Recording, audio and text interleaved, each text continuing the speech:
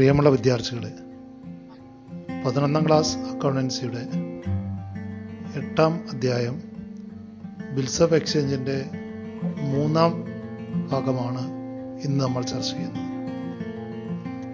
ഈ പാഠഭാഗം പ്രധാനമായും രണ്ട് കാര്യങ്ങളെക്കുറിച്ചാണ് വിശദമായിട്ട് പ്രതിപാദിക്കുന്നത്: renewal of the bills and also retirement of the bills.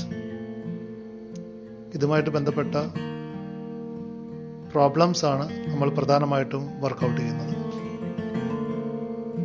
ആദ്യമായി റിന്യൂവൽ ഓഫ് ബിൽസ്, ബില്ലുകളുടെ പുതുക്കൽ എന്താണെന്ന് കാണാം. It is the extension of the time for payment of a bill as per agreement between the drawer and drawee. ഡ്രോയറും ഡ്രോയിയും ഒരു എഗ്രിമെന്റിന്റെ അടിസ്ഥാനത്തിൽ ബില്ലിന്റെ കാലാവധി ദീർഘിപ്പിക്കുന്നതിനാണ് റിന്യൂവൽ ഓഫ് ബിൽ എന്ന് പറയുക. ബിൽ പുതുക്കുന്നതിലൂടെ ബില്ലുകളുടെ കാലാവധി ദീർഘിപ്പിക്കുകയാണ് ചെയ്യുന്നത്. Then the old bill is cancelled and a new bill for the extended period is drawn and accepted. ബില്ലുകൾ പുതുക്കുന്നതിലൂടെ പഴയ ബില്ല് ക്യാൻസൽ ചെയ്യുകയും ദീർഘിപ്പിച്ച കാലാവധിക്കുള്ള ഒരു പുതിയ ബിൽ തയ്യാറാക്കി അക്സെപ്റ്റ് ചെയ്യുകയുമാണ് ചെയ്യുന്നത്. The drawer may demand interest for the extended period of the bill. ബില്ലുകൾ പുതുക്കുന്ന അവസരത്തിൽ drawer ദീർഘിപ്പിച്ച കാലാവധിക്കുള്ള ഒരു പലിശ ഈടാക്കാറുണ്ട്. റിന്യൂവലുമായിട്ട് ബന്ധപ്പെട്ട നടപടിക്രമങ്ങൾ എന്തൊക്കെയെന്ന് നോക്കാം. ആദ്യമായി പഴയ ബില്ല് ക്യാൻസൽ ചെയ്യുകയാണ് വേണ്ടത്. രണ്ടാമതായി receiving part payment if any. Part payment ഉണ്ടെങ്കിൽ അത് സ്വീകരിക്കുന്നു. മൂന്നാമതായി dealing with the interest of extended period. ദീർഘിപ്പിച്ച കാലാവധിക്കുള്ള പലിശ കണക്കിലെടുക്കൽ. അവസാനമായി drawing and accepting the new bill. പുതിയ ബില്ല് തയ്യാറാക്കി അത് അക്സെപ്റ്റ് ചെയ്യുന്ന നടപടിക്രമമാണ്. പ്രധാനമായിട്ടും 4 നടപടിക്രമങ്ങളാണ് റിന്യൂവൽ ഓഫ് ബില്ലുമായിട്ട് ബന്ധപ്പെട്ടത്: cancellation of old bill, receiving part payment if any, dealings of interest for the extended period, and finally drawing and accepting the new bill. What are the journal entries related with the renewal of bills? For the first time, for cancelling the old bill, ആദ്യത്തെ journal entry പഴയ bill cancel ചെയ്യാൻ വേണ്ടിയിട്ടുള്ളതാണ്. ഡ്രോയറുടെ ബുക്കിൽ bill cancel ചെയ്യുന്ന സമയത്ത് എഴുതേണ്ട journal entry drawee's account അറ്റഡ് to bills receivable account. പഴയ ബില്ല് ക്യാൻസൽ ചെയ്യുന്നത് കൊണ്ട് ഡ്രോയി വീണ്ടും ഡെപ്റ്ററായി മാറുകയും ബില്ല് ക്യാൻസൽ ചെയ്യുകയും ചെയ്യുന്ന ജേർണൽ എൻട്രിയാണിത്. എന്നാൽ ഈ സമയത്ത് ഡ്രോയി തൻ്റെ ബുക്കിൽ എഴുതേണ്ടത് ബിൽസ് പേയബിൾ അക്കൗണ്ട് അറ്റഡ് ടു ഡ്രോയേഴ്സ് അക്കൗണ്ട് എന്നുള്ള ജേർണൽ എൻട്രിയാണ്. ഇവിടെ ബില്ല് ക്യാൻസൽ ചെയ്യുന്നു, അതുകൊണ്ട് ബിൽസ് പേയബിൾ അക്കൗണ്ടിനെ ഡെബിറ്റ് ചെയ്യുന്നു. ഡ്രോയി വീണ്ടും ക്രെഡിറ്ററായി മാറുന്നു ബില്ല് ക്യാൻസൽ ചെയ്യുന്നതിലൂടെ. അതുകൊണ്ട് ഡ്രോയേഴ്സ് അക്കൗണ്ടിനെ ക്രെഡിറ്റ് ചെയ്തിരിക്കുന്നു. രണ്ടാമതായി പാർഷ്യലായിട്ടുള്ള സെറ്റിൽമെന്റ് നടത്തുന്നുണ്ടെങ്കിൽ അതിൻ്റെ ജേർണൽ എൻട്രിയാണ്. ചില അവസരങ്ങളിൽ ഒരു നിശ്ചിത തുക നൽകി പഴയ ബില്ലിന്റെ കാലാവധി ദീർഘിപ്പിക്കാറുണ്ട്. അങ്ങനെ പാർഷ്യൽ പേയ്മെന്റ് നൽകുന്നുണ്ടെങ്കിൽ അതുമായിട്ട് ബന്ധപ്പെട്ട ജേർണൽ എൻട്രീസ് ആണ് രണ്ടാമതായിട്ട് രേഖപ്പെടുത്തേണ്ടത്. ഡ്രോയറുടെ ബുക്കിൽ ക്യാഷ് ഓർ ബാങ്ക് അക്കൗണ്ട് അറ്റഡ് ടു ഡ്രോയീസ് അക്കൗണ്ട് എന്നുള്ള എൻട്രിയിലൂടെ പാർട്ട് പേയ്മെന്റ് ഉണ്ടെങ്കിൽ അത് കണക്കിലെടുക്കുന്നു. ഡ്രോയിയുടെ ബുക്കിലാണെങ്കിൽ ഡ്രോയേഴ്സ് അക്കൗണ്ട് അറ്റഡ് to cash or bank account ആണ് അവിടെ പാർഷ്യൽ പേയ്മെന്റ്, പാർട്ടായിട്ട് പേയ്മെന്റ് നൽകുന്നുണ്ടെങ്കിൽ ഡ്രോയി എഴുതേണ്ട ജേർണൽ എൻട്രി ഡ്രോയേഴ്സ് അക്കൗണ്ട് അറ്റഡ് to cash or bank account. മൂന്നാമതായി ഇൻട്രസ്റ്റ് കണക്കിലെടുക്കാൻ വേണ്ടിയുള്ള ജേർണൽ എൻട്രിയാണ്. ഇൻട്രസ്റ്റ് ഡ്രോയറെ സംബന്ധിച്ച് ഒരു വരുമാനമായതുകൊണ്ട് അതിനെ ക്രെഡിറ്റ് ചെയ്യുന്നു. So the journal entry will be drawee's account അറ്റഡ് ടു ഇൻട്രസ്റ്റ് അക്കൗണ്ട്. എന്നാൽ ഡ്രോയിയുടെ ബുക്കിൽ ഇതുമായിട്ട് ബന്ധപ്പെട്ട ജേർണൽ എൻട്രി എഴുതേണ്ടത് ഇൻട്രസ്റ്റ് അക്കൗണ്ട് അറ്റഡ് ടു ഡ്രോയേഴ്സ് അക്കൗണ്ട്. ഇവിടെ ഇൻട്രസ്റ്റ് എന്ന് പറയുന്നത് ഡ്രോയിയുടെ ഒരു എക്സ്പെൻസ് ആണ്. അതുകൊണ്ട് ഡ്രോയിയുടെ അക്കൗണ്ടിൽ ഇൻട്രസ്റ്റിനെ ഡെബിറ്റ് ചെയ്യുന്നു.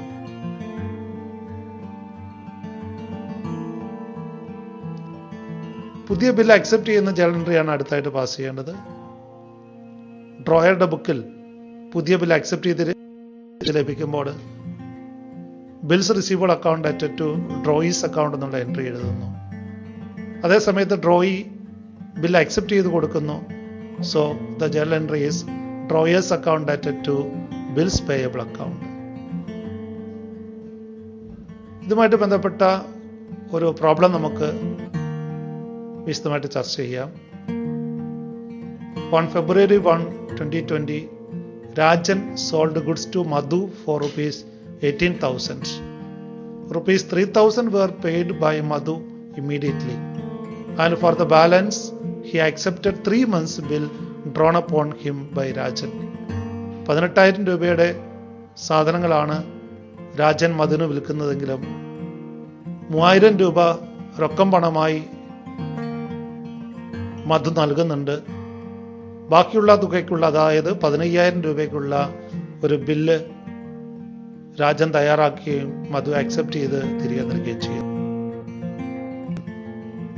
On the date of maturity of the bill, Madhu requested Rajan to cancel the old bill and a new bill upon him for a period of 2 months. പഴയ ബില്ലിവിടെ cancel ചെയ്യുന്നു.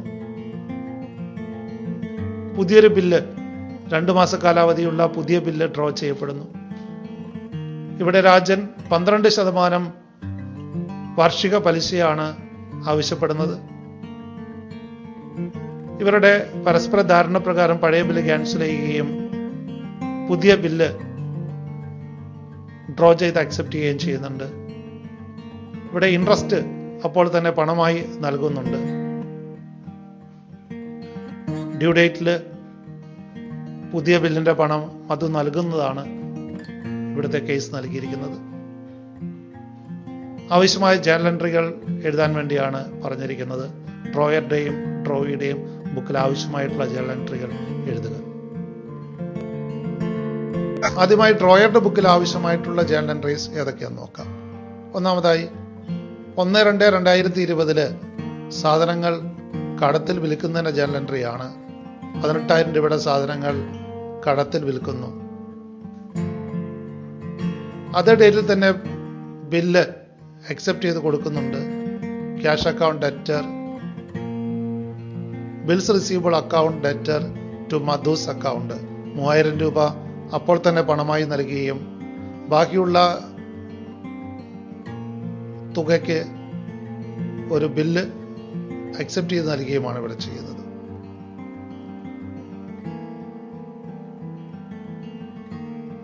Then the third journal entry is for taking into account the interest amount. Madhu's account debted to interest account. ഇവിടെ 300 രൂപയാണ് interest. എങ്ങനെ അത് calculate ചെയ്തിരിക്കുന്നത് നോക്കാം. 15,000 രൂപയുടെ ബില്ലാണ് ഇവിടെ ക്യാൻസൽ ചെയ്യുന്നത്. 2 മാസ കാലാവധിയുള്ള പുതിയ ബില്ലാണ് ഡ്രോ ചെയ്യുന്നത്. 12% പലിശ നിരക്കിലാണ് നൽകേണ്ടത്. സോ 15,000 ഇൻറ്റു 12% ഇൻറ്റു 2/12 2 മാസത്തേക്കുള്ള പലിശയാണ്. ഇപ്പോൾ ഇൻട്രസ്റ്റ് കണക്കിലെടുക്കുന്ന ജേണൽ എൻട്രിയാണ് റിന്യൂവലുമായിട്ട് ബന്ധപ്പെട്ട് ആദ്യം ഇവിടെ രേഖപ്പെടുത്തിയിരിക്കുന്നത്. തുടർന്ന് പഴയ ബില്ല് ക്യാൻസൽ ചെയ്യുന്ന ജേണൽ എൻട്രിയാണ്. ഡ്യൂ ഡേറ്റിൽ തന്നെ 4/5/2020 തന്നെ പഴയ ബില്ല് ക്യാൻസൽ ചെയ്യുന്നു. മധുസ് അക്കൗണ്ട് ഡെറ്റഡ് to bills receivable account 15,000. This is the entry for cancelling the old bill.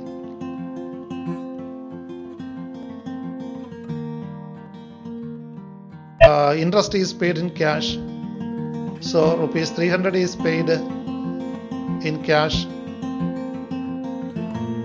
15,000 bills receivable is also given. So the journal entry for the new bill and interest payment is bills receivable account debtor 15,000, cash account debtor 3,000 to Madhu's account 15,300.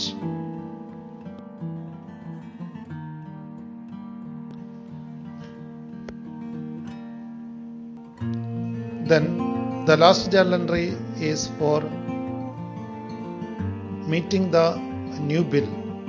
The due date of the new bill is 7/7/2020. 7/7/2020 പുതിയ bill meet ചെയ്യുന്നത്.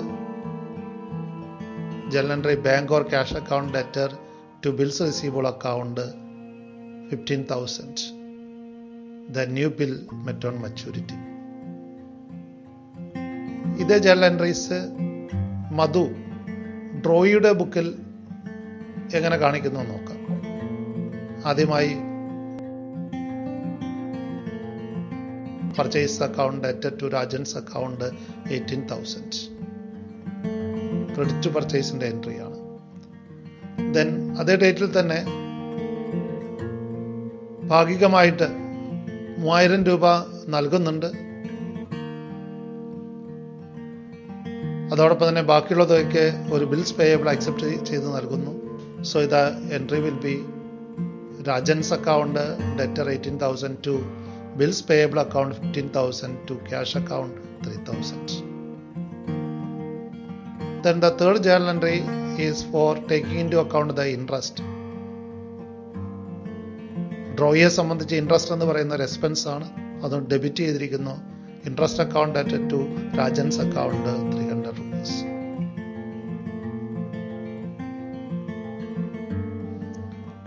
തുടർന്ന് പഴയ bill cancel ചെയ്യുന്നതിന്റെ journal entry ആണ്. Bills payable cancel ചെയ്യുന്നു. So the journal entry will be bills payable account debtor 15,000 to Rajan's account 15,000. It is journal entry for cancelling the old bill.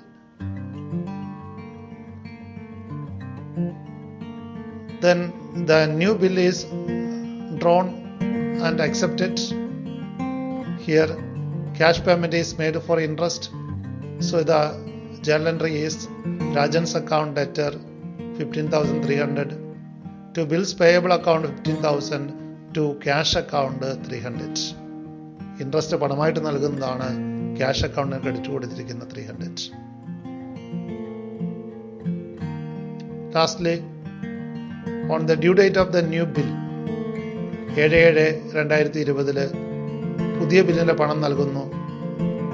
So bills payable account debtor to bank or cash account 15,000. The new bill met on maturity.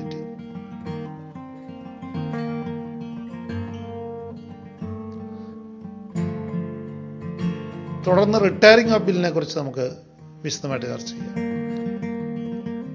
ബില്ലുകൾ വിരമിക്കുക എന്ന് പറയുന്നത് കാലാവധിക്ക് മുന്നേ പണം നൽകുന്ന രീതിയാണ്. Settlement before the due date by mutual understanding between the drawer and the drawee. ഡ്രോയറും ഡ്രോയിയും പരസ്പര ധാരണ പ്രകാരം കാലാവധി എത്തുന്നതിന് മുമ്പ് തന്നെ ബില്ലിന്റെ പണം നൽകി സെറ്റിൽമെന്റ് നടത്തുന്നതാണ് retiring of bill. The bill transaction terminates before the expiry of its normal term. ബില്ലിന്റെ കാലാവധിക്ക് മുന്നേ ബില്ലിലുള്ള ഇടപാടുകൾ അവസാനിപ്പിക്കുന്നു, പണം നൽകി സെറ്റിൽ ചെയ്യുന്നു എന്നുള്ളതാണ് ഇവിടുത്തെ പ്രത്യേകത. The holder usually allows some discount called rebate on bills for the period between date of retirement and the maturity. ഇവിടെ ബില്ലിന്റെ ഹോൾഡർ ബില്ല് റിട്ടയർ ചെയ്യുമ്പോൾ ഒരു കിഴിവ് അനുവദിക്കാറുണ്ട്. പണം നൽകുന്ന ട്രോയ്ക്ക് മച്യൂരിറ്റിക്ക് മുന്നേ പണം നൽകുന്നത് കൊണ്ട് നൽകുന്ന കിഴിവിനാണ് റിബേറ്റ് ഓൺ ബിൽസ് എന്ന് പറയുന്നത്. റിബേറ്റ് ഓൺ ബിൽസ് ഡ്രോയറെ സംബന്ധിച്ച് ഒരു നഷ്ടമാണെങ്കിൽ അല്ലെങ്കിൽ ഒരു എക്സ്പെൻസ് ആണെങ്കിൽ ഡ്രോയെ സംബന്ധിച്ച് ഒരു ഇൻകമാണ്. റിട്ടയർമെന്റ് ഓഫ് ബില്ലുമായിട്ട് ബന്ധപ്പെട്ട് എന്തൊക്കെ ജേർണൽ എൻട്രീസ് ആണ് പാസ് ചെയ്യേണ്ടത്? ആദ്യമായി ഡ്രോയറുടെ ബുക്കിൽ ബില്ല് റിട്ടയർ ചെയ്യുമ്പോൾ എഴുതേണ്ട journal entry cash or bank account debtor rebate on bills account debtor to bills receivable account എന്നുള്ളതാണ്. ഇവിടെ പണം മുൻകൂട്ടി നൽകുന്നത് കൊണ്ട് ക്യാഷ് അല്ലെങ്കിൽ ബാങ്ക് അക്കൗണ്ടിനെ ഡെബിറ്റ് ചെയ്തിരിക്കുന്നു. കിഴിവ് അനുവദിക്കുന്നുണ്ട്. അത്രയും തുക ഒരു എക്സ്പെൻസ് ആയിട്ട് ഇവിടെ ഡ്രോയർ കണക്കിലെടുക്കുന്നു. റിബേറ്റ് അനുവദിക്കുന്നത് ഡ്രോയറെ സംബന്ധിച്ച് ഒരു എക്സ്പെൻസ് ആയതുകൊണ്ട് rebate on bills account debit ചെയ്തിരിക്കുന്നു to bills receivable account. Bill retire ചെയ്യുമ്പോഴുള്ള ജേണൽ എൻട്രിയാണ് cash or bank account debtor rebate on bills account debtor to bills receivable account. അതുപോലെ തന്നെ ഡ്രോയിയുടെ ബുക്കിൽ എഴുതേണ്ട ജേണൽ എൻട്രി റിന്യൂവലിൻ്റെ സമയത്ത് ബിൽസ് പേയബിൾ അക്കൗണ്ട് ഡെറ്റർ, ബില്ലിൻ്റെ പണം തിരികെ നൽകുകയാണ്. ബിൽസ് പേയബിൾ ക്യാൻസൽ ചെയ്യുന്നു. To cash or bank account to rebate on bills account. ഇവിടെ റിബേറ്റ് ഓൺ ബിൽസ് എന്ന് പറയുന്നത് ഒരു ഇൻകമാണ് ഡ്രോയിയെ സംബന്ധിച്ച്. അതുകൊണ്ടാണ് റിബേറ്റ് ഓൺ ബിൽസ് അക്കൗണ്ടിനെ ഇവിടെ ക്രെഡിറ്റ് ചെയ്തിരിക്കുന്നത്. ഇതുമായിട്ട് ബന്ധപ്പെട്ട് ഒരു പ്രോബ്ലത്തിലേക്ക് നമുക്ക് കിടക്കാം. Second illustration. Arun sold goods for ₹10,000 to Biju on January 1, 2020 and immediately drew a bill on Biju for 3 months for the same amount. Biju accepted the bill and returned it to Arun. On February 4, 2020, Biju returned his acceptance under rebate of 6% per annum. Arun ആണ് സാധനങ്ങൾ കടത്തിൽ വിൽക്കുന്നത്. 10,000 rupees സാധനങ്ങൾ ബിജുവിന് വിൽക്കുന്നു. ജനുവരി 1-ാം തീയതിയാണ്. 3 മാസ കാലാവധിയുള്ള ഒരു bill ഈ തുകയ്ക്ക് വേണ്ടി തയ്യാറാക്കി ബിജു അക്സെപ്റ്റ് ചെയ്ത് നൽകുന്നുണ്ട്. ബില്ലിന്റെ കാലാവധി 3 മാസമാണെങ്കിലും ഫെബ്രുവരി 4-ാം തീയതി ബിജു പണം തിരികെ നൽകുന്ന ഒരു കേസാണ് ഇവിടെ നൽകിയിരിക്കുന്നത്. ഇവിടെ 6% പ്രതിവർഷ റിബേറ്റ് റിട്ടയർമെന്റിന് അനുവദിക്കുന്നുണ്ട്. Pass journal entries in the books of Arun and Biju. ഡ്രോയുടെയും ബുക്കിൽ ആവശ്യമായിട്ടുള്ള ജേണൽ എൻട്രികൾ നൽകാനാണ് നിർദ്ദേശിച്ചിരിക്കുന്നത്. ആദ്യമായി ഡ്രോയർ ആയിട്ടുള്ള അരുണിന്റെ ബുക്കിലുള്ള ജേണൽ എൻട്രീസിലേക്ക് കിടക്കാം. 1/1/2020 കടത്തിൽ സാധനങ്ങൾ വിൽക്കുന്നു.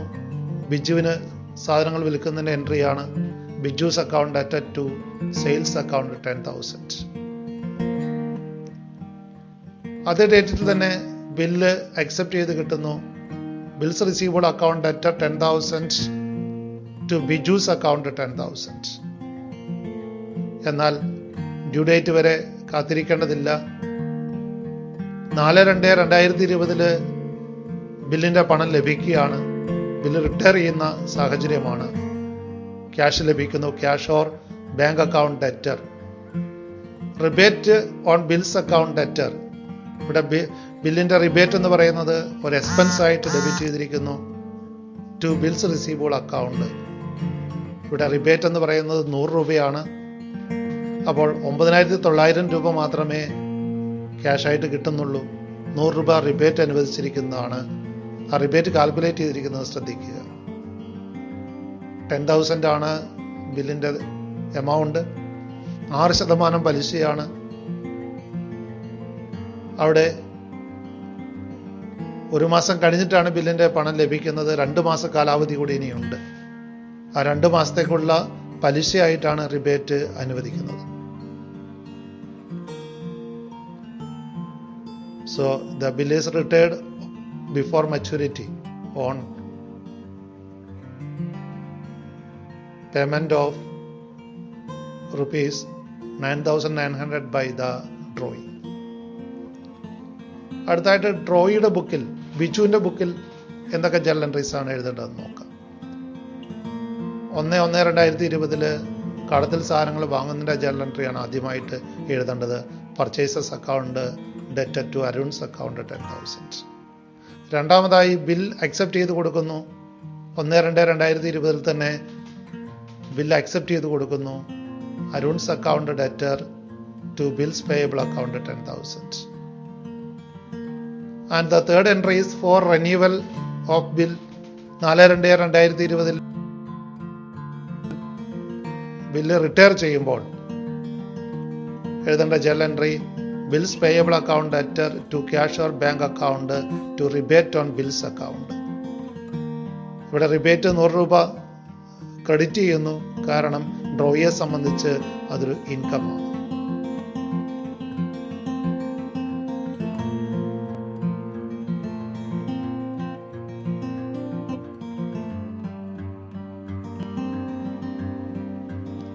Thank you.